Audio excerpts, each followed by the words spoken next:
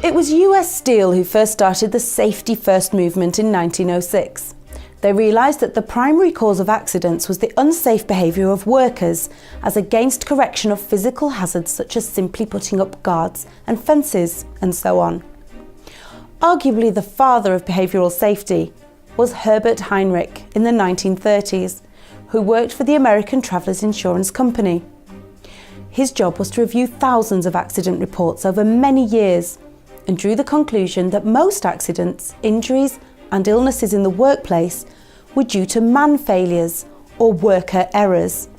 One major finding became known as Heinrich's Law, that in a workplace, for every incident that causes a serious injury, there are 29 incidents that cause minor injuries and 300 incidents that cause no injuries.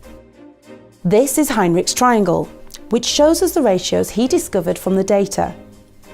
He discovered that because many accidents share common root causes, simply addressing more commonplace incidents that cause no injuries here at the bottom of the triangle can prevent accidents that do cause injuries at the top of the Heinrich triangle.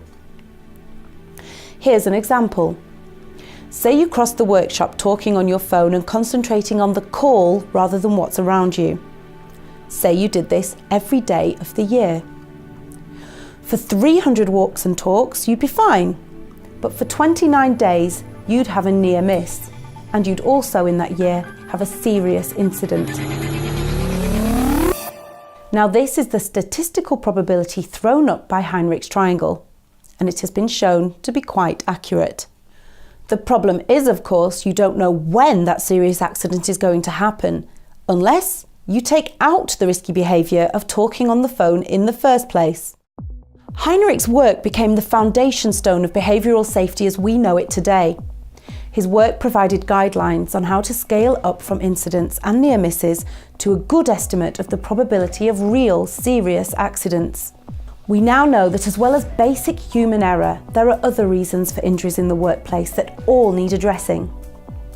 The working environment itself, the equipment being used, working procedures and corporate attitudes to safety. In other words, the safety culture.